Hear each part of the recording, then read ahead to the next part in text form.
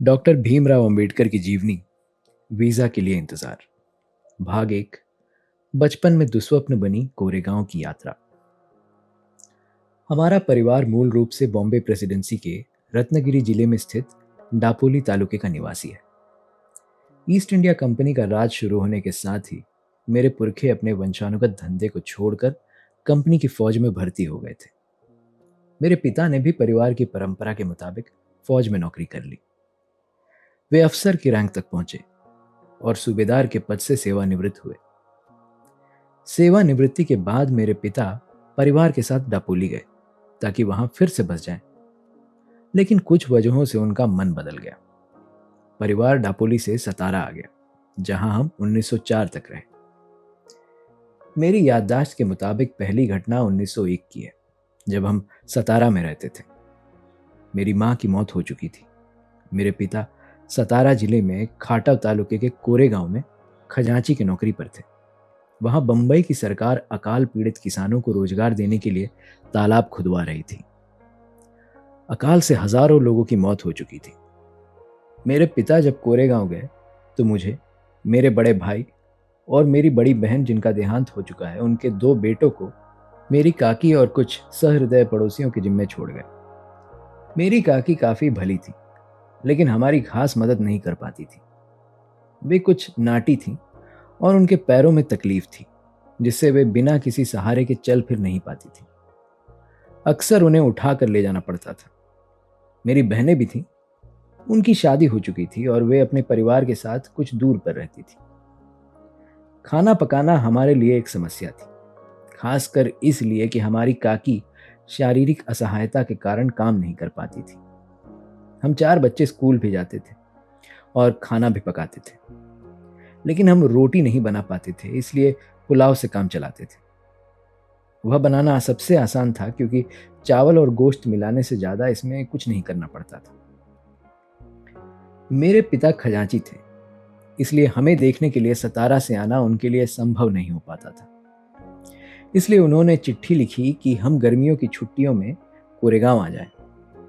हम बच्चे यह सोचकर ही काफी उत्तेजित हो गए, क्योंकि तब तक हम में से किसी ने भी रेलगाड़ी नहीं देखी थी।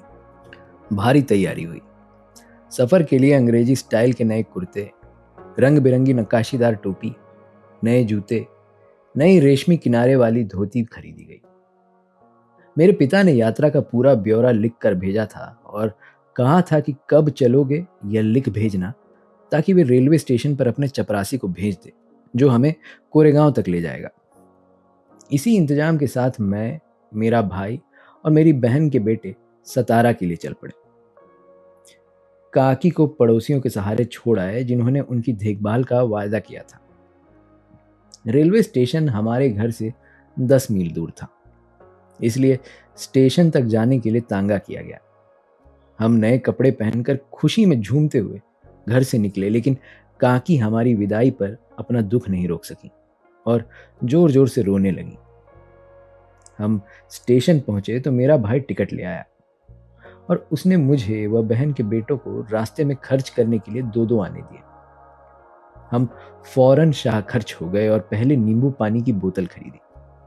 कुछ देर बाद गाड़ी ने सीटी बजाई तो हम जल्दी जल्दी चढ़ गए ताकि कहीं छूट न जाए।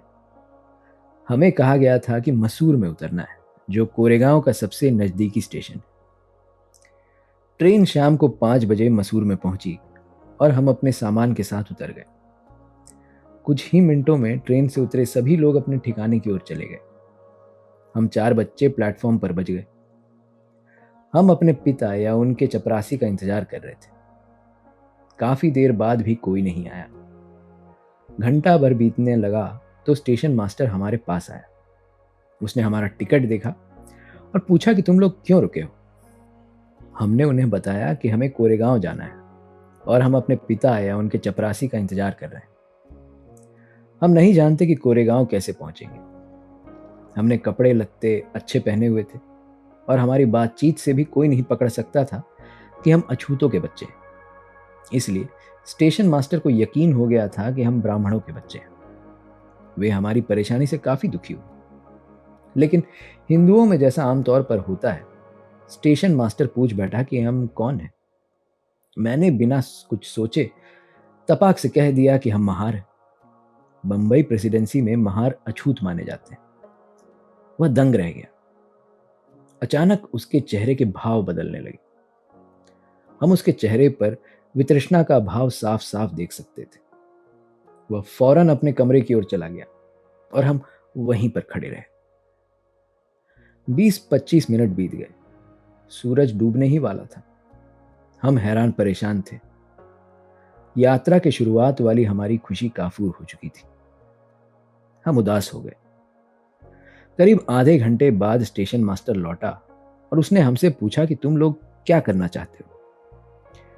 हमने कहा कि अगर कोई बैलगाड़ी किराए पर मिल जाए तो हम कोरेगांव चले जाएं, और अगर बहुत दूर ना हो तो पैदल भी जा सकते हैं। वहां किराए पर जाने के लिए कई बैलगाड़ियां थी, लेकिन स्टेशन मास्टर से मेरा महार कहना गाड़ी वालों को सुनाई पड़ गया था। कोई भी अछूत को ले जाकर अपवित्र होने को तैयार नहीं था। हम दूना किराए देने को तैयार थे, लेकिन पैसों का लालच भी काम नहीं कर रहा था। हमारी ओर से बात कर रहे स्टेशन मास्टर को समझ में नहीं आ रहा था कि क्या करें। अचानक उसके दिमाग में कोई बात आई और उसने हमसे पूछा, क्या तुम लोग गाड़ी हाँक सकते हो? हम फौरन बोल पड़े, हाँ, हम हाँक सकते हैं। यह सुनकर वह गाड़ी वालों के पास गया और उनसे कहा कि तुम्हें दोगुना किराया मिलेगा और गाड़ी वे खुद चलाएंगे। गाड़ीवान खुद गाड़ी के साथ पैदल चलता रहे। एक गाड़ीवान राजी हो गया। उसे दूना किराया मिल रहा था और वह अपवित्र होने से भी बच रहा था। शाम करीब 6:30 बजे हम चलने को तैयार हुए, लेकिन हमारी चिंता यह थी कि यह आश्वस्त होने के बाद ही स्टेशन छोड़ा जाए कि हम अंधेरे के पहले कोरेगांव पहुंच जाएंगे। हमने गाड़ीवान से पूछा कि कोरेगांव कितनी दूर है और कितनी देर में पहुंच जाएंगे। उसने बताया कि 3 घंटे से ज्यादा नहीं लगेगा। उसकी बात पर यकीन करके हमने अपना सामान गाड़ी पर रखा और स्टेशन मास्टर को शुक्रिया कहकर गाड़ी में चढ़ गए। हम में से एक ने गाड़ी संभाली और हम चल पड़े। गाड़ीवान बगल में पैदल चल रहा था। स्टेशन से कुछ दूरी पर एक नदी थी, बिल्कुल सूखी हुई। उसमें कहीं कहीं पानी के छोटे छोटे गड्ढे थे। गाड़ीवान ने कहा कि हमें यहां रुककर खाना खा लेना चाहिए, वरना रास्ते में कहीं पानी भी नहीं मिलेगा। हम राजी हो गए। उसने किराए का एक हिस्सा मांगा ताकि बगल के गांव में जाकर खाना खाए। मेरे भाई ने उसे कुछ पैसे दिए और वह जल्दी आने का वादा करके चला गया। हमें भूख लगी थी। काकी ने पड़ोसी औरतों से हमारे लिए रास्ते के लिए कुछ अच्छा भोजन बनवा दिया था। हमने टिफिन बॉक्स खोला और खाने लगे। अब हमें पानी चाहिए था। हम में से एक नदी वाले पानी के गड्ढे की ओर गया, लेकिन उसमें से तो गाय बैल के गोबर और पेशाब की बदबू आ रही थी। पानी के बिना हमने आधे पेट खाकर ही टिफिन बंद कर दिया और गाड़ीवान का इंतजार करने लगे। काफी देर तक वह नहीं आया। हम चारों ओर उसे देख रहे थे। आखिरकार वह आया और हम आगे बढ़े। 4-5 मील हम चले होंगे कि अचानक गाड़ीवान कूद कर गाड़ी पर बैठ गया और गाड़ी हाँकने लगा।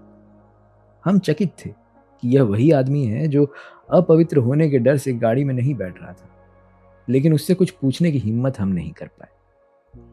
हम बस जल्दी से जल्दी कोरेगांव पहुंचना चाहते थे, लेकिन जल्दी ही अंधेरा छा गया। रास्ता नहीं दिख रहा था। कोई आदमी या पशु भी नजर नहीं आ रहा था। हम डर गए। 3 घंटे से ज्यादा हो गए थे, लेकिन कोरेगांव का कहीं नामो निशान तक नहीं था। तभी हमारे मन में यह डर पैदा हुआ कि कहीं यह गाड़ीवान हमें ऐसी जगह तो नहीं ले जा रहा जहां हमें मारकर हमारा सामान लूट ले। हमारे पास सोने के गहने भी थे। हम उससे पूछने लगे कि कोरेगांव और कितनी दूर है। वह कहता जा रहा था, ज्यादा दूर नहीं है, जल्दी ही पहुंच जाएंगे। रात के 10 बज चुके थे। हम डर के मारे सुबकने लगे और गाड़ीवान को कोसने लगे। उसने कोई जवाब नहीं दिया। अचानक हमें कुछ दूर पर एक बत्ती जलती दिखाई दी। गाड़ीवान ने कहा, वह देखो, चुंगी वाले की बत्ती है। रात में हम वहीं रुकेंगे। हमें कुछ राहत महसूस हुई। आखिर 2 घंटे में हम चुंगी वाले की झोपड़ी तक पहुंचे। यह एक पहाड़ी की तलहटी में उसके दूसरी ओर स्थित थी। वहां पहुंचकर हमने पाया कि बड़ी संख्या में बैलगाड़ियां वहां रात गुजार रही थी। हम भूखे थे और खाना खाना चाहते थे, लेकिन पानी नहीं था। हमने गाड़ीवान से पूछा कि कहीं पानी मिल जाएगा। उसने हमें चेताया कि चुंगी वाला हिंदू है और अगर हमने सच बोल दिया कि हम महार हैं तो पानी नहीं मिल पाएगा। उसने कहा, कहो कि तुम मुसलमान हो और अपनी तकदीर आजमा लो। उसकी सलाह पर मैं चुंगी वाले की झोपड़ी में गया और पूछा कि थोड़ा पानी मिल जाएगा। उसने पूछा, कौन हो? मैंने कहा कि हम मुसलमान हैं। मैंने उससे उर्दू में बात की जो मुझे अच्छी तरह आती थी, लेकिन यह चालाकी काम नहीं आई। उसने रुखाई से कहा, तुम्हारे लिए यहां पानी किसने रखा है? पहाड़ी पर पानी है, जाओ वहां से ले आओ। मैं अपना सा मुंह लेकर गाड़ी के पास लौट आया। मेरे भाई ने सुना तो कहा कि चलो सो जाओ। बैल खोल दिए गए और गाड़ी जमीन पर रख दी गई। हमने गाड़ी के निचले हिस्से में बिस्तर डाला और जैसे तैसे लेट गए। मेरे दिमाग में चल रहा था कि हमारे पास भोजन काफी है। भूख के मारे हमारे पेट में चूहे दौड़ रहे हैं, लेकिन पानी के बिना हम भूखे सो रहे हैं। पानी इसलिए नहीं मिल सका क्योंकि हम अछूत हैं। मैं यही सोच रहा था कि मेरे भाई के मन में एक आशंका उभर आई। उसने कहा कि हमें एक साथ नहीं सोना चाहिए, कुछ भी हो सकता है, इसलिए एक बार में 2 लोग सोएंगे और 2 लोग जागेंगे। इस तरह पहाड़ी के नीचे हमारी रात कटी। तड़के 5 बजे गाड़ीवान आया और कहने लगा कि हमें कोरेगांव के लिए चल देना चाहिए। हमने मना कर दिया और उसे 8 बजे चलने को कहा। हम कोई जोखिम नहीं उठाना चाहते थे। वह कुछ नहीं बोला। आखिर हम 8 बजे चले और 11 बजे कोरेगांव पहुंचे। मेरे पिता हम लोगों को देखकर हैरान थे। उन्होंने बताया कि उन्हें हमारे आने की कोई सूचना नहीं मिली थी। हमने कहा कि हमने चिट्ठी भेजी थी। बाद में पता चला कि मेरे पिता के नौकर को चिट्ठी मिली थी, लेकिन वह उन्हें देना भूल गए थे। इस घटना की मेरे जीवन में काफी अहमियत है। मैं तब 9 साल का था। इस घटना की मेरे दिमाग पर एक अमिट छाप पड़ी। इसके पहले भी मैं जानता था कि मैं अछूत हूं और अछूतों को कुछ अपमान और भेदभाव सहना पड़ता है। मसलन स्कूल में मैं अपने बराबरी के साथियों के साथ नहीं बैठ सकता था। मुझे एक कोने में अकेले बैठना पड़ता था। मैं यह भी जानता था कि मैं अपने बैठने के लिए एक बोरा रखता था और स्कूल की सफाई करने वाला नौकर वह बोरा नहीं छूता था क्योंकि मैं अछूत हूं। मैं बोरा रोज घर लेकर जाता और अगले दिन लाता था। स्कूल में मैं यह भी जानता था कि ऊंची जाति के लड़कों को जब प्यास लगती तो वे मास्टर से पूछकर नल पर जाते और अपनी प्यास बुझा लेते थे। पर मेरी बात अलग थी। मैं नल को छू नहीं सकता था, इसलिए मास्टर की इजाजत के बाद चपरासी का होना जरूरी था। अगर चपरासी नहीं है तो मुझे प्यासा ही रहना पड़ता था। घर में भी कपड़े मेरी बहन धोती थी। सतारा में धोबी नहीं थे, ऐसा नहीं था। हमारे पास धोबी को देने के लिए पैसे नहीं हो, ऐसी बात भी नहीं थी। हमारी बहन को कपड़े इसलिए धोने पड़ते थे क्योंकि हम अछूतों का कपड़ा कोई धोबी नहीं धोता था। हमारे बाल भी मेरी बड़ी बहन काटती थी क्योंकि कोई नाई हम अछूतों का बाल नहीं काटता था। मैं यह सब जानता था, लेकिन उस घटना से मुझे ऐसा झटका लगा जो मैंने पहले कभी महसूस नहीं किया था। उसी से मैं छुआछूत के बारे में सोचने लगा। उस घटना के पहले तक मेरे लिए सब कुछ सामान्य सा था, जैसा कि सवर्ण हिंदुओं और अछूतों के साथ आमतौर पर होता है। भाग 2। पश्चिम से लौट कर आने के बाद बड़ौदा में रहने की जगह नहीं मिली। पश्चिम से मैं 1916 में भारत लौट आया। महाराजा बड़ौदा की बदौलत मैं अमेरिका उच्च शिक्षा प्राप्त करने गया। मैंने कोलंबिया विश्वविद्यालय न्यूयॉर्क में 1913 से 1917 तक पढ़ाई की। 1917 में मैं लंदन गया। मैंने लंदन विश्वविद्यालय के स्कूल ऑफ इकोनॉमिक्स में परास्नातक में दाखिला लिया। 1918 में मुझे अपनी अधूरी पढ़ाई छोड़कर भारत आना पड़ा। चूंकि मेरी पढ़ाई का खर्चा बड़ौदा स्टेट ने उठाया था, इसलिए उसकी सेवा करने के लिए मैं मजबूर था। इसमें जो तारीखें लिखी हैं वो थोड़ी स्पष्ट नहीं है। और वैसे वापस आने के बाद मैं सीधा बड़ौदा स्टेट गया। किन वजहों से मैंने बड़ौदा स्टेट छोड़ा, उनका मेरे आज के उद्देश्य से कोई संबंध नहीं है, और इसीलिए यहाँ मैं उस बात में नहीं जाना चाहता हूँ। मैं सिर्फ बड़ौदा में मुझे किस तरह के सामाजिक अनुभव हुए उसी पर बात करूंगा, और उसी को विस्तार से बताने तक खुद को सीमित रखूंगा। यूरोप और अमेरिका में 5 साल के प्रवास ने मेरे भीतर से यह भाव मिटा दिया कि मैं अछूत हूं, और यह कि भारत में अछूत कहीं भी जाता है तो वह खुद अपने और दूसरों के लिए समस्या होता है। जब मैं स्टेशन से बाहर आया तो मेरे दिमाग में अब एक ही सवाल हावी था कि मैं कहाँ जाऊं, मुझे कौन रखेगा। मैं बहुत गहराई तक परेशान था। हिंदू होटल, जिन्हें विशिष्ट कहा जाता था, को मैं पहले से ही जानता था। वे मुझे नहीं रखेंगे। वहां रहने का एकमात्र तरीका था कि मैं झूठ बोलूं, लेकिन मैं इसके लिए तैयार नहीं था, क्योंकि मैं अच्छे से जानता था कि अगर मेरा झूठ पकड़ा गया तो उसके क्या परिणाम होंगे। वो पहले से नियत थे। मेरे कुछ मित्र बड़ौदा के थे जो अमेरिका पढ़ाई करने गए थे। अगर मैं उनके यहाँ गया तो क्या वो मेरा स्वागत करेंगे? मैं खुद को आश्वस्त नहीं कर सका। हो सकता है कि एक अछूत को अपने घर में बुलाने पर वे शर्मिंदा महसूस करें। मैं थोड़ी देर तक की इसी परिशोपेश में स्टेशन पर खड़ा रहा। फिर मुझे सूझा कि पता करूं कि कैंप में कोई जगह है। तब तक सारे यात्री जा चुके थे। मैं अकेले बच गया था। कुछ एक गाड़ी वाले, जिन्हें अब तक कोई सवारी नहीं मिली थी, वो मुझे देख रहे थे और मेरा इंतजार कर रहे थे। मैंने उनमें से एक को बुलाया और पता किया कि क्या कैंप के पास कोई होटल है। उसने बताया कि एक पारसी सराय है और वो पैसा लेकर ठहरने देंगे। पारसी लोगों द्वारा ठहरने की व्यवस्था होने की बात सुनकर मेरा मन खुश हो गया। पारसी ज़ोरास्ट्रियन धर्म को मानने वाले लोग होते हैं। उनके धर्म में छुआछूत के लिए कोई जगह नहीं है, इसलिए उनके द्वारा अछूत होने का भेदभाव होने का कोई डर नहीं था। मैंने गाड़ी में अपना बैग रख दिया और ड्राइवर से पारसी सराय ले चलने के लिए कहा। यह एक 2 मंजिला सराय थी। नीचे एक बुजुर्ग पारसी और उनका परिवार रहता था। वो ही इसकी देखरेख करते थे और जो लोग रुकने आते थे उनके खान पान की व्यवस्था करते थे। गाड़ी पहुंची। पारसी केयरटेकर ने मुझे ऊपर ले जाकर कमरा दिखाया। मैं ऊपर गया। इस बीच गाड़ीवान ने मेरा सामान लाकर रख दिया। मैंने उसको पैसे देकर विदा किया। मैं प्रसन्न था कि मेरे ठहरने की समस्या का समाधान हो गया। मैं कपड़े खोल रहा था। थोड़ा सा आराम करना चाहता था। इसी बीच केयरटेकर एक किताब लेकर ऊपर आया। उसने जब मुझे देखा कि मैंने सदरी और धोती, जो कि खास पारसी लोगों के कपड़े पहनने का तरीका है, नहीं पहना है, तो उसने तीखी आवाज में मुझसे मेरी पहचान पूछी। मुझे मालूम नहीं था कि यह पारसी सराय सिर्फ पारसी समुदाय के लोगों के लिए थी। मैंने बता दिया कि मैं हिंदू हूं।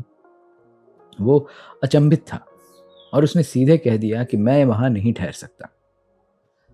मैं सकते में आ गया और पूरी तरह शांत रहा। फिर वही सवाल मेरी ओर लौट आया कि कहाँ जाऊं। मैंने खुद को संभालते हुए कहा कि मैं भले ही हिंदू हूं, लेकिन अगर उन्हें कोई परेशानी नहीं है तो मुझे यहाँ ठहरने में कोई दिक्कत नहीं है। उसने जवाब दिया कि तुम यहाँ कैसे ठहर सकते हो?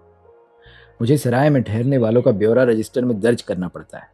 मुझे उनकी परेशानी समझ आ रही थी। मैंने कहा कि मैं रजिस्टर में दर्ज करने के लिए कोई पारसी नाम रख सकता हूँ। अगर इसमें मुझे कोई दिक्कत नहीं है तो तुम्हें इसमें क्या दिक्कत है? तुम्हें कुछ नहीं खोना पड़ेगा, बल्कि तुम तो कुछ पैसे ही कमाओगे। मैं समझ रहा था कि वो पिघल रहा है। वैसे भी उसके पास बहुत समय से कोई यात्री नहीं आया था और वो थोड़ा कमाई का मौका नहीं छोड़ना चाहता था। वो इस शर्त पर तैयार हो गया कि मैं उसको 1.5 रुपए ठहरने और खाने का दूंगा और रजिस्टर में पारसी नाम लिखवाऊंगा। वो नीचे गया और मैंने राहत की सांस ली। समस्या का हल हो गया था। मैं बहुत खुश था। लेकिन तब तक मैं यह नहीं जानता था कि मेरी यह खुशी कितनी क्षणिक है। लेकिन इससे पहले कि मैं इस सराय वाले किस्से का दुखद अंत बताऊं, उससे पहले मैं बताऊंगा कि इस छोटे से अंतराल के दौरान मैं वहां कैसे रहा।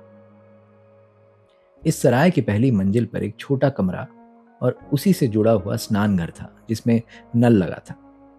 उसके अलावा एक बड़ा हॉल था। जब तक मैं वहां रहा, बड़ा हॉल हमेशा टूटी कुर्सियों और बेंच जैसे कबाड़ से भरा रहा। इसी सब के बीच मैं अकेला यहाँ रहा। केयर टेकर सुबह एक कप चाय लेकर आता था, फिर वो दोबारा 9:30 बजे मेरा नाश्ता या सुबह का कुछ खाने को लेकर आता था, और तीसरी बार वो 8:30 बजे रात का खाना लेकर आता था। केयर टेकर तभी आता था जब बहुत जरूरी हो जाता था, और इनमें से किसी भी मौके पर वो मुझसे बात करने से बचता था। खैर, किसी तरह से ये दिन बीते। महाराजा बड़ौदा की ओर से महालेखागार ऑफिस में मेरी प्रशिक्षु की नियुक्ति हो गई। मैं ऑफिस जाने के लिए सराय को 10 बजे छोड़ देता था और रात को तकरीबन 8 बजे लौटता था, और जितना हो सके कंपनी के दोस्तों के साथ समय व्यतीत करता था। सराय में वापस लौट के रात बिताने का विचार ही मुझे डराने लगता था। मैं वहां सिर्फ इसलिए लौटता था क्योंकि इस आकाश के तले मुझे और कोई ठौर नहीं था। ऊपर वाली मंजिल के बड़े कमरे में कोई भी दूसरा इंसान नहीं था जिससे मैं कुछ बात कर पाता। मैं बिल्कुल अकेला था। पूरा हॉल घुप अंधेरे में रहता था। वहां कोई बिजली का बल्ब, यहां तक कि तेल की बत्ती तक नहीं थी जिससे अंधेरा थोड़ा कम लगता। केयर टेकर मेरे इस्तेमाल के लिए एक छोटा सा दिया लेकर आता था जिसकी रोशनी बमुश्किल कुछ इंच तक ही जाती थी। मुझे लगता था कि मुझे सजा मिली है। मैं किसी इंसान से बात करने के लिए तड़पता था, लेकिन वहां कोई नहीं था। आदमी न होने की वजह से मैंने किताबों का साथ लिया और उन्हें पढ़ता गया, और पढ़ता ही गया। मैं पढ़ने में इतना डूब गया कि अपनी तन्हाई भूल गया। लेकिन उड़ते चमगादड़, जिनके लिए वह हॉल उनका घर था, की चेंचे आवाजें अक्सर ही मेरे दिमाग को उधर खींच देते थे। मेरे भीतर तक सिहरन दौड़ जाती थी, और जो बात मैं भूलने की कोशिश कर रहा था वो मुझे फिर से याद आ जाती थी कि मैं एक अजनबी परिस्थिति में एक अजनबी जगह पर हूं। कई बार मैं बहुत गुस्से में भर जाता था। फिर मैं अपने दुख और गुस्से को इस भाव से समझता था कि भले ही ये जेल थी, लेकिन यह एक ठिकाना तो है। कोई जगह न होने से अच्छा है कोई जगह होना। मेरी हालत इस कदर खराब थी कि जब मेरी बहन का बेटा बंबई से मेरा बचा हुआ सामान लेकर आया और उसने मेरी हालत देखी तो वह इतनी जोर जोर से रोने लगा कि मुझे तुरंत उसे वापस भेजना पड़ा। इस हालत में मैं पारसी सराय में एक पारसी बनकर रहा। मैं जानता था कि मैं यह नाटक ज्यादा दिन नहीं कर सकता और मुझे किसी दिन पहचान लिया जाएगा। इसलिए मैं सरकारी बंगला पाने की कोशिश कर रहा था, लेकिन प्रधानमंत्री ने मेरी याचिका पर उस गहराई से ध्यान नहीं दिया जैसी मुझे जरूरत थी। मेरी याचिका एक अफसर से दूसरे अफसर तक जाती रही, और इससे पहले कि मुझे निश्चित उत्तर मिलता, मेरे लिए वह भयावह दिन आ ही गया। वो उस सराय में 11वां दिन था। मैंने सुबह का नाश्ता कर लिया था और तैयार हो गया था, और कमरे से ऑफिस के लिए निकलने ही वाला था। दरअसल रात भर के लिए जो किताबें मैंने पुस्तकालय से उधार ली थी उनको उठा रहा था कि तभी मैंने सीढ़ी पर कई लोगों की आने की आवाजें सुनी। मुझे लगा कि यात्री ठहरने के लिए आए हैं, और मैं उन मित्रों को देखने के लिए उठा। तभी मैंने दर्जनों गुस्से से भरे लंबे मजबूत पारसी लोगों को देखा। सबके हाथ में डंडे थे। वो मेरे कमरे की ओर आ रहे थे। मैंने समझ लिया कि ये यात्री नहीं है, और इसका सबूत उन्होंने तुरंत दे भी दिया। वे सभी लोग मेरे कमरे में इकट्ठा हो गए और उन्होंने मेरे ऊपर सवालों की बौछार कर दी। कौन हो तुम यहाँ क्यों आए हो? बदमाश आदमी, तुमने पारसी सराय को गंदा कर दिया। मैं खामोश खड़ा रहा। मैं कोई उत्तर नहीं दे सका। मैं इस झूठ को ठीक नहीं कह सका। यह वास्तव में एक धोखा ही तो था, और यह धोखा पकड़ा गया। मैं यह जानता था कि अगर मैं इस खेल को इस कट्टर पारसी भीड़ के आगे जारी रखता तो ये मेरी जान लेकर छोड़ते।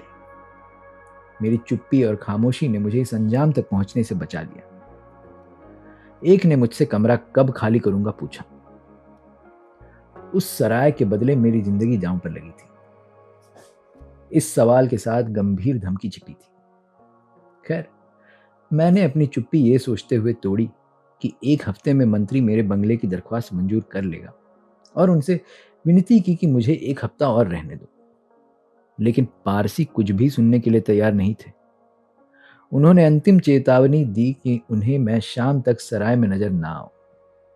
मुझे निकलना ही होगा। उन्होंने गंभीर परिणाम भुगतने के लिए तैयार रहने को कहा और चले गए। मुझे कुछ नहीं सूझ रहा था। मेरा दिल बैठ गया था। मैं बड़बड़ाता रहा और फूट फूट के रोया। अंततः मैं अपनी कीमती जगह, जी हाँ, मेरे रहने के ठिकाने से वंचित हो गया। वो जेल खाने से ज्यादा अच्छा नहीं था, लेकिन फिर भी वो मेरे लिए कीमती था। पारसियों के जाने के बाद मैं बैठकर किसी और रास्ते के बारे में सोचने लगा। मुझे उम्मीद थी कि जल्दी ही मुझे सरकारी बंगला मिल जाएगा और मेरी मुश्किलें दूर हो जाएंगी। मेरी समस्याएं तात्कालिक थीं और दोस्तों के पास इसका कोई उपाय मिल सकता था। बड़ौदा में मेरा कोई अछूत मित्र नहीं था, लेकिन दूसरी जाति के मित्र थे। एक हिंदू था, दूसरा क्रिश्चियन था। पहले मैं अपने हिंदू मित्र के यहां गया और बताया कि मेरे ऊपर क्या मुसीबत आ पड़ी है। वह बहुत अच्छे दिल का था और मेरा बहुत करीबी दोस्त था। वह उदास और गुस्सा हुआ। फिर उसने एक बात की ओर इशारा किया कि अगर तुम मेरे घर आए तो मेरे नौकर चले जाएंगे। मैंने उसके आशय को समझा और उससे अपने घर में ठहराने के लिए नहीं कहा। मैंने क्रिश्चियन मित्र के यहां जाना उचित नहीं समझा। एक बार उसने मुझे अपने घर रुकने का न्योता दिया था, तब मैंने पारसी सराय में रुकना सही समझा था। दरअसल न जाने का कारण हमारी आदतें अलग होना था। अब जाना बेइज्जती करवाने जैसा था। इसीलिए मैं अपने ऑफिस चला गया, लेकिन मैंने वहां जाने का विचार छोड़ा नहीं था। अपने एक मित्र से बात करने के बाद मैंने अपने क्रिश्चियन मित्र से पूछा कि क्या वो अपने यहां मुझे रख सकता है। जब मैंने यह सवाल किया तो बदले में उसने कहा कि उसकी पत्नी कल बड़ौदा आ रही है और उससे पूछ कर बताएगा। मैं समझ गया कि यह एक चालाकी भरा जवाब है। वो और उसकी पत्नी मूलतः एक ब्राह्मण परिवार के थे। क्रिश्चियन होने के बाद भी पति तो उदार हुआ, लेकिन पत्नी अभी भी कट्टर थी और किसी अछूत को घर में नहीं ठहरने दे सकती थी। उम्मीद की यह किरण भी बुझ गई। उस समय शाम के 4 बज रहे थे जब मैं भारतीय क्रिश्चियन मित्र के घर से निकला था। कहाँ जाऊं, मेरे लिए विराट सवाल था। मुझे सराय छोड़नी ही थी, लेकिन कोई मित्र नहीं था जहां मैं जा सकता था। केवल एक विकल्प था, बंबई वापस लौटने का। बड़ौदा से बंबई की रेलगाड़ी 9 बजे रात को थी। 5 घंटे बिताने थे। उनको कहाँ बिताऊं? क्या सराय में जाना चाहिए? क्या दोस्तों के यहां जाना चाहिए? मैं सराय में वापस जाने का साहस नहीं जुटा पाया। मुझे डर था कि पारसी फिर से इकट्ठा होकर मेरे ऊपर आक्रमण कर देंगे। मैं अपने मित्रों के यहां नहीं गया। भले ही मेरी हालत बहुत दयनीय थी, लेकिन मैं दया का पात्र नहीं बनना चाहता था। मैंने शहर के किनारे स्थित कमाथी बाग सरकारी बाग में समय बिताना तय किया। मैं वहां कुछ अनमनस्क भाव से बैठा और कुछ इस उदासी से कि मेरे साथ यह क्या घटा। मैंने अपने माता पिता के बारे में, और जब हम बच्चे थे और जब खराब दिन थे, उनके बारे में सोचा। 8 बजे रात को मैं बाग से बाहर आया और सराय के लिए गाड़ी ली और अपना सामान लिया। न तो केयरटेकर और न ही मैं, दोनों ने एक दूसरे से कुछ भी नहीं कहा। वो कहीं न कहीं खुद को मेरी हालत के लिए जिम्मेदार मान रहा था। मैंने उसका बिल चुकाया। उसने खामोशी से उसको लिया और चुपचाप चला गया। मैं बड़ौदा बड़ी उम्मीदों से गया था। उसके लिए कई दूसरे मौके ठुकराए थे। यह युद्ध का समय था। भारतीय सरकारी शिक्षण संस्थानों में कई पद रिक्त थे। मैं कई प्रभावशाली लोगों को लंदन में जानता था, लेकिन मैंने उनमें से किसी की मदद नहीं ली। मैंने सोचा कि मेरा पहला फर्ज महाराजा बड़ौदा के लिए अपनी सेवाएं देना है, जिन्होंने मेरी शिक्षा का प्रबंध किया था। यहाँ मुझे कुल 11 दिनों के भीतर बड़ौदा से बंबई जाने के लिए मजबूर होना पड़ा। वह दृश्य जिसमें मुझे दर्जनों पारसी लोग डंडे लेकर मेरे सामने डराने वाले अंदाज में खड़े हैं और मैं उनके सामने भयभीत नजरों से दया की भीख मांगते खड़ा हूं, वो 18 वर्षों बाद भी धूमिल नहीं हो सका है। मैं आज भी उसे जस का तस याद कर सकता हूं और ऐसा कभी भी नहीं हुआ होगा कि उस दिन को याद किया और आंखों में आंसू ना आ गए। उस समय मैंने ये जाना था कि जो आदमी हिंदुओं के लिए अछूत है वो पारसियों के लिए भी अछूत है। भाग 3। 40 गांव में आत्मसम्मान, गंवारपन और गंभीर दुर्घटना। यह बात 1929 की है। बंबई सरकार ने दलितों के मुद्दे की जांच के लिए कमेटी गठित की। मैं उस कमेटी का एक सदस्य मनोनीत हुआ। इस कमेटी को हर तालुके में जाकर अत्याचार, अन्याय और अपराध की जांच करनी थी। इसलिए कमेटी को बांट दिया गया। मुझे और दूसरे सदस्य को खानदेश के 2 जिलों में जाने का कार्यभार मिला। मैं और मेरे साथी काम खत्म करने के बाद अलग अलग हो गए। वो किसी हिंदू संत को मिलने चला गया और मैं बंबई के लिए रेलगाड़ी पकड़ने निकल गया। मैं धूलिया लाइन पर 40 गांव के एक गांव में एक कांड की जांच के लिए उतर गया। यहाँ पर हिंदुओं ने अछूतों के खिलाफ सामाजिक बहिष्कार किया हुआ था। 40 गांव के अछूत स्टेशन पर मेरे पास आ गए और उन्होंने अपने यहाँ रात रुकने का अनुरोध किया। मेरी मूल योजना सामाजिक बहिष्कार की घटना की जांच करके सीधे जाने की थी, लेकिन वो लोग बहुत इच्छुक थे और मैं वहां रुकने के लिए तैयार हो गया। मैं गांव जाने के लिए धूलिया की रेलगाड़ी में बैठ गया और घटना की जांच की और अगली रेल से 40 गांव वापस आ गया। मैंने देखा कि 40 गांव स्टेशन पर अछूत मेरा इंतजार कर रहे हैं। मुझे फूलों की माला पहनाई गई। स्टेशन से महारवाड़ा अछूतों का घर 2 मील दूर था। वहां पहुंचने के लिए एक नदी पार करनी पड़ती थी, जिसके ऊपर एक नाला बना था। स्टेशन पर कई घोड़ा गाड़ी किराए पर जाने के लिए उपलब्ध थी। महारवाड़ा पैदल की दूरी पर था। मैंने सोचा कि सीधे महारवाड़ा जाएंगे, लेकिन उस ओर कोई हलचल नहीं हो रही थी। मैं समझ नहीं पाया कि मुझे इंतजार क्यों करवाया जा रहा है। तकरीबन 1 घंटा इंतजार करने के बाद प्लेटफॉर्म पर एक घोड़ा गाड़ी लाई गई और मैं बैठा। मैं और चालक, गाड़ी पर सिर्फ 2 लोग थे। दूसरे लोग नजदीक वाले रास्ते से पैदल चले गए। तांगा मुश्किल से 200 गज चला होगा कि एक गाड़ी से तकरीबन भिड़ गया। मुझे बड़ी हैरत हुई क्योंकि चालक, जो कि रोज ही तांगा चलाता होगा, इतना नौसिखिया जैसा चला रहा था। यह दुर्घटना इसलिए टल गई कि पुलिस वाले के जोर से चिल्लाने से कार वाले ने गाड़ी पीछे कर लिया। खैर, हम किसी तरह नदी पर बने नाले की तरफ आ गए। उस पुल के किनारों पर कोई दीवार नहीं थी। कुछ पत्थर 10-5 फीट की दूरी पर लगाए गए थे। जमीन भी बड़ी पथरीली थी। नदी पर बना नाला शहर की ओर था, जिधर से हम लोग आ रहे थे। नाले से सड़क की ओर एक तीखा मोड़ लेना था। नाले के पत्थर के पास घोड़ा सीधे न जाके तेजी से मुड़ गया और उछल पड़ा। तांगे के पहिए किनारे लगे पत्थरों पर इस तरह फंस गए कि मैं उछल पड़ा और नाले की पथरीली जमीन पर गिर पड़ा। घोड़ा और गाड़ी नाले से सीधे नदी में जा गिरे। मैं इतनी तेज गिरा कि अचेत हो गया। महारवाड़ा नदी के ठीक उस पार था। जो लोग स्टेशन पर मेरा स्वागत करने आए थे, वो मुझसे पहले पहुंच गए थे। मुझे उठाकर रोते बिलखते बच्चों और स्त्री पुरुषों के बीच से महारवाड़ा ले जाया गया। मुझे कई चोटें आई थी। मेरा पैर टूट गया था और मैं कई दिन तक चल फिर नहीं पाया। मैं समझ नहीं सका कि ये सब कुछ कैसे हुआ। तांगा रोज उसी रास्ते से आता जाता था और चालक से कभी इस तरह की गलती नहीं हुई। पता करने पर मुझे सच्चाई बताई गई। स्टेशन पर देर इसलिए हुई क्योंकि कोई गाड़ीवान अछूत को अपनी गाड़ी में लाने को तैयार नहीं था। यह उनकी शान के खिलाफ था। महार लोग यह बर्दाश्त नहीं कर सकते थे कि मैं उनके घर तक पैदल आऊं। यह उनके लिए मेरी शान के खिलाफ था। उन्हें बीच का रास्ता मिला। वो बीच का रास्ता था कि तांगे का मालिक अपना तांगा किराए पर दे देगा लेकिन खुद नहीं चलाएगा। महार लोग तांगा ले सकते थे। महारों ने सोचा कि यह सही रहेगा, लेकिन वे भूल गए कि सवारी की गरिमा से ज्यादा उसकी सुरक्षा महत्वपूर्ण है। अगर उन्होंने इस पर सोचा होता तो वो भी देखते कि क्या वो ऐसा चालक ढूंढ सकते हैं जो सुरक्षित पहुंचा पाए।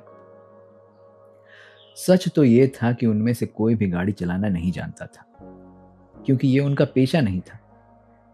उन्होंने अपने में से किसी से गाड़ी चलाने के लिए पूछा। एक ने गाड़ी की लगाम यह सोचकर थाम ली कि इसमें कुछ नहीं रखा, लेकिन जैसे ही उसने मुझे बिठाया, वो इतनी बड़ी जिम्मेदारी के बारे में सोचकर नर्वस हो गया और गाड़ी उसके काबू से बाहर हो गई। मेरी शान के लिए 40 गांव के महार लोगों ने मेरी जिंदगी दांव पर लगा दी।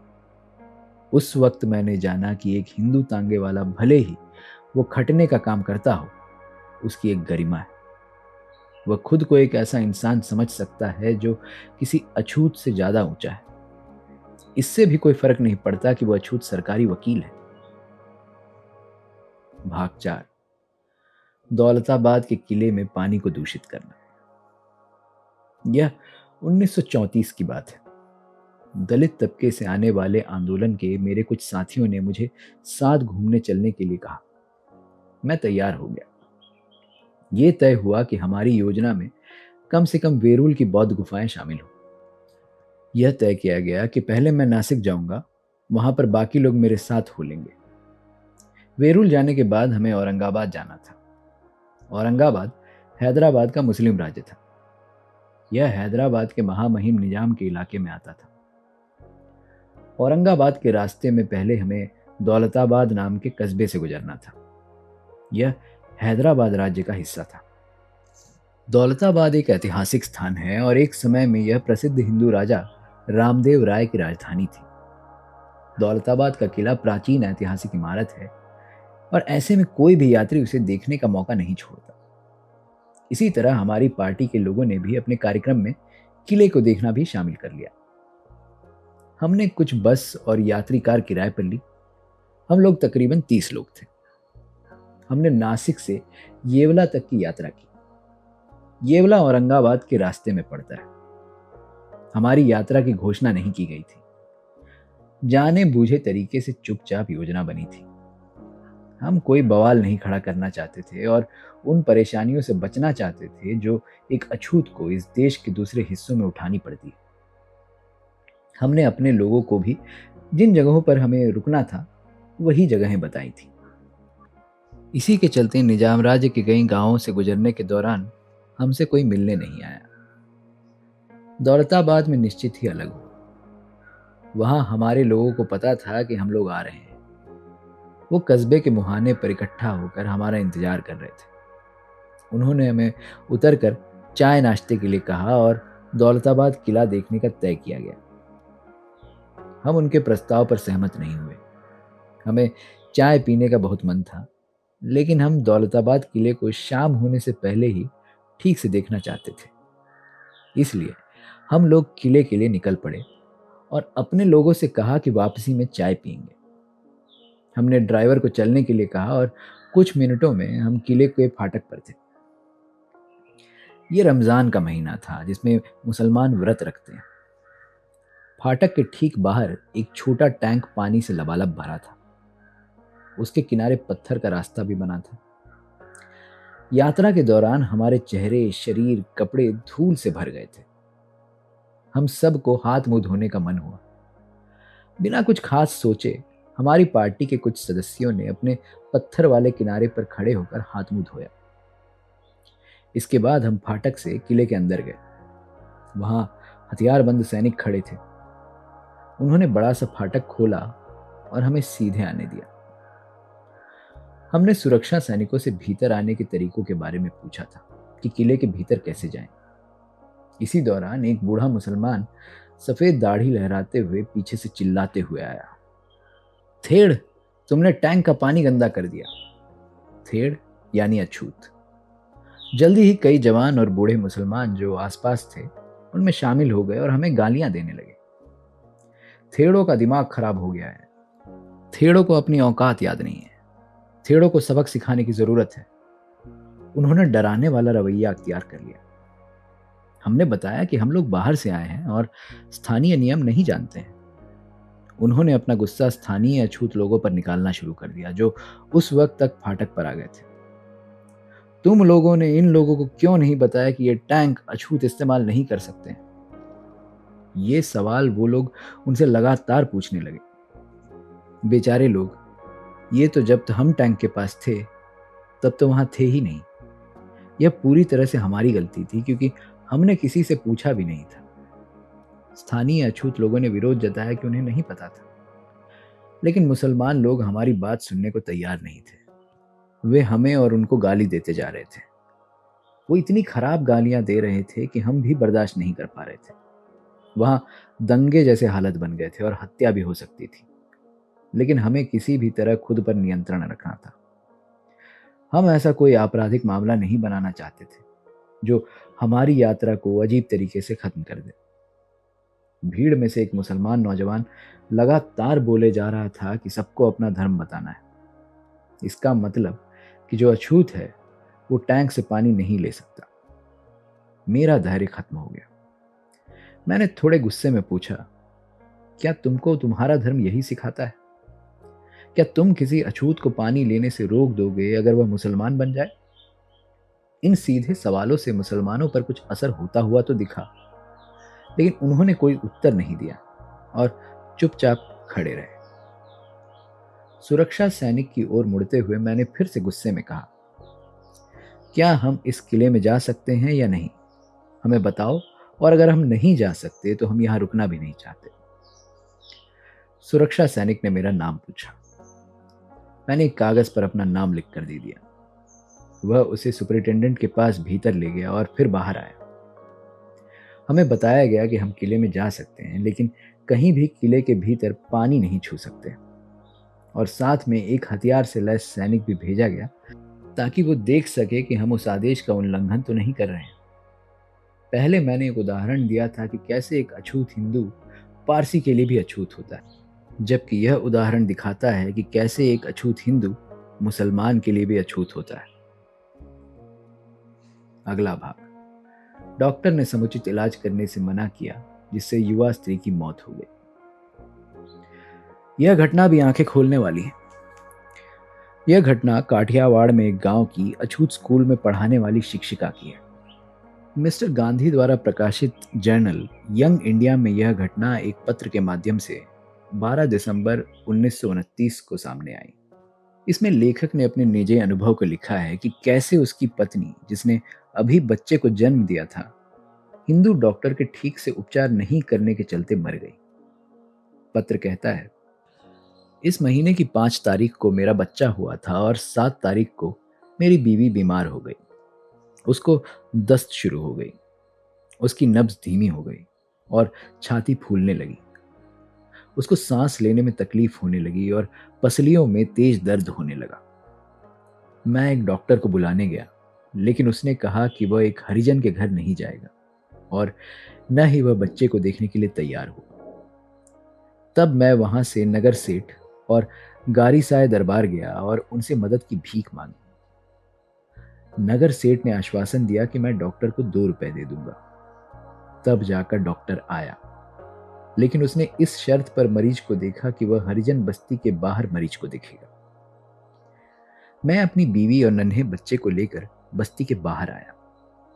तब डॉक्टर ने अपना थर्मोमीटर एक मुसलमान को दिया और उसने मुझे दिया, और मैंने अपनी बीवी को। फिर उसी प्रक्रिया में थर्मामीटर वापस किया। यह तकरीबन रात के 8 बजे की बात है। बत्ती की रोशनी में थर्मामीटर को देखते हुए डॉक्टर ने कहा कि मरीज को निमोनिया हो गया है। उसके बाद डॉक्टर चला गया और दवाइयां भेजी। मैं बाजार से कुछ लिनसीड खरीद कर ले आया और मरीज पर लगाया। बाद में डॉक्टर ने मरीज को देखने से इनकार कर दिया, जबकि मैंने उसको 2 रुपए दिए थे। बीमारी खतरनाक थी। अब केवल भगवान ही हमारी मदद कर सकता था।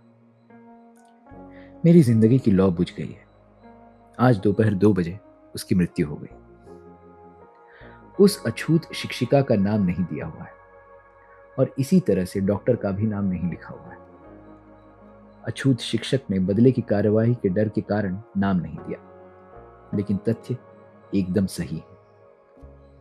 उसके लिए किसी स्पष्टीकरण की आवश्यकता नहीं है। पढ़ा लिखा होने के बावजूद डॉक्टर ने बुरी तरह से बीमार औरत को खुद थर्मोमीटर लगाने से मना कर दिया, और उसके मना करने के कारण ही औरत की मृत्यु हुई। उसके मन में बिल्कुल भी उथल पुथल नहीं हुई कि वह जिस पेशे से बंधा हुआ है उसके कुछ नियम कानून हैं। हिंदू किसी अछूत को छूने के बजाय अमानवीय होना पसंद करेंगे। अगला भाग। गाली गलौज और धमकियों के बाद युवा क्लर्क को नौकरी छोड़नी पड़ी। इस बात को आगे कहने के लिए एक और घटना है। 6 मार्च 1938 को कासरवाड़ी वुलन मिल के पीछे दादर बंबई में इंदू लाल यादनिक की अध्यक्षता में भंगी लोगों की एक बैठक हुई। इस बैठक में एक भंगी लड़के ने अपना अनुभव इन शब्दों में बयान किया। मैंने 1933 में भाषा की अंतिम परीक्षा पास की। मैंने अंग्रेजी कक्षा 4 तक पढ़ी थी। मैंने बंबई म्युनिसिपल पार्टी के स्कूल कमेटी में शिक्षक पद के लिए आवेदन किया, लेकिन वैकेंसी नहीं होने के चलते असफल रहा। फिर मैंने अहमदाबाद में पिछड़े वर्ग के अफसर के लिए तलाती पद यानी गांव का पटवारी, उसके लिए आवेदन किया और सफल रहा। 19 फरवरी 1936 को मैं बारसाठ तालुका के खेड़ा जिले में मामलातदार के कार्यालय में तलाती पद पर नियुक्त हुआ। वैसे मेरा परिवार मूलतः गुजरात से आया था, लेकिन मैं इससे पहले कभी गुजरात नहीं गया था। मैं यहाँ पहली बार आया था। उसी तरह से मैं यह नहीं जानता था कि सरकारी दफ्तर में भी छुआछूत है। मेरे हरिजन होने की बात मेरे आवेदन में पहले से लिखी थी, इसलिए मैं उम्मीद करता था कि मेरे सहकर्मियों को पहले से ही पता होगा कि मैं कौन हूं। इसलिए मैं मामलातदार ऑफिस के क्लर्क के व्यवहार से हैरान रह गया जब मैं तलाती पद संभालने वहां पहुंचा। कारकुन ने बड़े ही घृणा से मुझसे पूछा, तुम कौन हो? मैंने जवाब दिया, सर, मैं एक हरिजन हूं। उसने कहा, भाग जाओ और दूर खड़े रहो। तुम्हारी हिम्मत कैसे हुई मेरे नजदीक आने की? अभी तुम ऑफिस में हो। अगर तुम बाहर होते तो अब तक मैं तुम्हें 6 लात मारता। हिम्मत तो देखो कि ये यहाँ नौकरी करने आया है। उसके बाद उसने मुझे कहा कि अपने सर्टिफिकेट और नियुक्ति का आदेश पत्र यहाँ जमीन पर रख दो। जब मैं बारसात के मामलातदार ऑफिस में काम कर रहा था तो मुझे सबसे ज्यादा मुश्किल पानी पीने में होती थी। ऑफिस के बरामदे में पीने के पानी के डिब्बे रखे थे, और वहां पर इन डिब्बों की जिम्मेदारी और पानी पिलाने के लिए आदमी रखा हुआ था। उसका काम ऑफिस के क्लर्कों के लिए जब भी उनकी जरूरत हो पानी पिलाना था। उसकी अनुपस्थिति में वे लोग खुद डिब्बे से जाकर पानी निकालकर पीते थे। मेरे मामले में यह बिल्कुल असंभव था। मैं उस डिब्बे को छू नहीं सकता था। मेरे छूते ही वह पानी दूषित हो जाता। इसीलिए मुझे पानी पिलाने वाले की दया पर निर्भर रहना पड़ता था। मेरे इस्तेमाल के लिए एक खराब सा बर्तन रखा था, जिसे मेरे सिवाय न कोई छूता था और न कोई धोता था। इसी बर्तन में पानी वाला मेरे लिए पानी डाल देता था, लेकिन मैं पानी तभी ले सकता था जब वह पानी पिलाने वाला मौजूद हो। पानी पिलाने वाले को भी मुझे पानी देना पसंद नहीं था। जब मैं पानी पीने आ रहा होता था तो वो वहां से सरक लेता था। नतीजतन मुझे बिना पानी पिए रहना पड़ता था। ऐसे 1-2 दिन नहीं थे, बल्कि कई दिन थे जिसमें मुझे पानी ही नहीं मिलता था। इसी तरह की दिक्कत मेरे ठहरने को लेकर भी थी। मैं बारसाड़ में अजनबी था। कोई भी हिंदू मुझे घर देने को तैयार नहीं था। बारसाड़ के अछूत भी अपने यहाँ ठहराने को तैयार नहीं थे। उन्हें भय था कि वो उन हिंदुओं को नाराज कर देंगे जिन्हें पसंद नहीं था कि मैं क्लर्क बनकर अपनी हैसियत से ज्यादा रहूं। सबसे ज्यादा तकलीफ मुझे खाने को लेकर हुई। ऐसी कोई जगह और ऐसा कोई आदमी नहीं था जो मुझे खाना दे सके। मैं सुबह शाम भाजस खरीद कर गांव के बाहर किसी सुनसान जगह पर खाता था, और रात को मामलातदार ऑफिस के बरामदे में आकर सोता था। इस तरीके से मैंने कुल 4 दिन बिताए। यह सब कुछ मेरे लिए असहनीय हो गया। तब मैं अपने पूर्वजों के गांव जंतराल चला गया। यह बालसाट से 6 मील दूर था। हर दिन मुझे 11 मील पैदल चलना पड़ता था। यह सब मैंने कुल 1.5 महीने किया। उसके बाद मामलातदार ने मुझे एक तलाती के पास काम सीखने के लिए भेज दिया। इस तलाती के पास 3 गांव जंतराल, खामपुर और सैजपुर का जिम्मा था। जंतराल उसका मुख्यालय था। मैं जंतराल में इस तलाती के साथ 2 महीने रहा। उसने मुझे कुछ नहीं सिखाया। मैं एक बार भी गांव के ऑफिस में नहीं गया। गांव का मुखिया खास तौर पर मेरा विरोधी था। एक बार उसने कहा, तुम्हारे बाप दादे गांव के ऑफिस में झाड़ू बुहारू करते थे और तुम अब हमारी बराबरी में बैठना चाहते हो? देख लो, बेहतर यही होगा कि नौकरी छोड़ दो। एक दिन तलाती ने मुझे सैजपुर जनसंख्या सारणी तैयार करने के लिए बुलाया। मैं जंतराल से सैजपुर गया। मैंने देखा कि मुखिया और तलाती गांव के ऑफिस में कुछ काम कर रहे हैं। मैं गया और ऑफिस के दरवाजे पर खड़ा हो गया और उन्हें नमस्कार किया, लेकिन उन्होंने कुछ भी ध्यान नहीं दिया। मैं वहां तकरीबन 15 मिनट खड़ा रहा।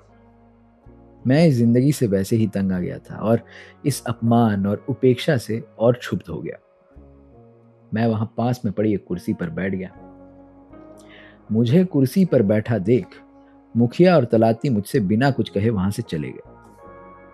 थोड़ी देर बाद वहां लोग आना शुरू हो गए और जल्द ही एक बड़ी भीड़ मेरे इर्द गिर्द इकट्ठा हो गई। इस भीड़ का नेतृत्व गांव के पुस्तकालय का अध्यक्ष कर रहा था।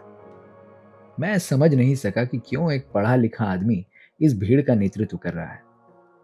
मैं थोड़ी देर बाद समझा कि यह कुर्सी उसकी थी। वह मुझे बुरी तरह से गालियां दे रहा था। गांव के नौकर की ओर देखकर वह बोलने लगा कि इस गंदे भंगी कुत्ते को किसने कुर्सी पर बैठने का आदेश दिया। गांव के नौकर ने मुझे कुर्सी से उठाया और मुझसे कुर्सी लेकर चला गया। मैं जमीन पर बैठ गया।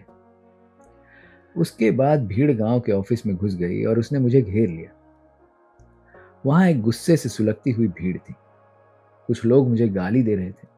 कुछ लोग मुझे धमकी दे रहे थे कि वो मुझे धारिया यानी गंडासा से टुकड़े टुकड़े कर देंगे। मैंने उनसे याचना की कि मुझे माफ कर दें, मेरे ऊपर रहम करें। इससे उस भीड़ पर कोई फर्क नहीं पड़ा। मुझे समझ नहीं आया कि मैं अपना जीवन कैसे बचाऊं। मेरे दिमाग में एक विचार कौन था कि मैं मामलातदार को जो अपने ऊपर बीती है उसे लिख कर बताऊं और यह भी बताऊं कि अगर यह भीड़ मुझे मार डालती है तो मेरे शरीर का कैसे अंतिम संस्कार करें। फिलहाल यही मेरी उम्मीद थी कि अगर इस भीड़ को पता चल गया कि मैं मामलातदार को इस घटना के बारे में बता रहा हूं तो वे शायद अपना हाथ रोक लें। मैंने गांव के नौकर से एक कागज लाने को कहा। वह कागज लेकर आया। फिर मैंने अपने पेन से बड़े बड़े शब्दों में लिखना शुरू किया ताकि सब लोग उसे पढ़ सकें। सेवा में मामलातदार, तालुका बरसाड़ महोदय, परमार कालिदास शिवराम की ओर से नमस्कार स्वीकार हो। मैं आपको आदरपूर्वक सूचित करता हूं कि आज मेरे ऊपर मृत्यु आन पड़ी है। अगर मैं अपने माता पिता की बात सुनता तो ऐसा कभी नहीं होता। आपका बड़ा उपकार होगा यदि आप मेरे माता पिता को मेरी मृत्यु के बारे में सूचित कर दें। पुस्तकालय अध्यक्ष ने मेरे लिखे को पढ़ा और उसने फाड़ने का आदेश दिया। इस पर मैंने उसे फाड़ दिया। उन्होंने मेरी बहुत बेइज्जती की। तुम अपने आप को हमारी तलाती कहकर संबोधित करना चाहते हो? तुम एक भंगी हो। ऑफिस में बैठना चाहते हो? कुर्सी पर बैठना चाहते हो?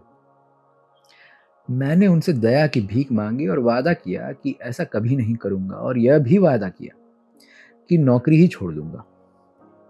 मैं वहां रात के 7 बजे तक भीड़ के छट जाने तक रोका गया। तब तक तलाती और मुखिया दोनों नहीं आए। उसके बाद मैंने 15 दिन की छुट्टी ली और अपने माता पिता के पास बंबई लौट आया।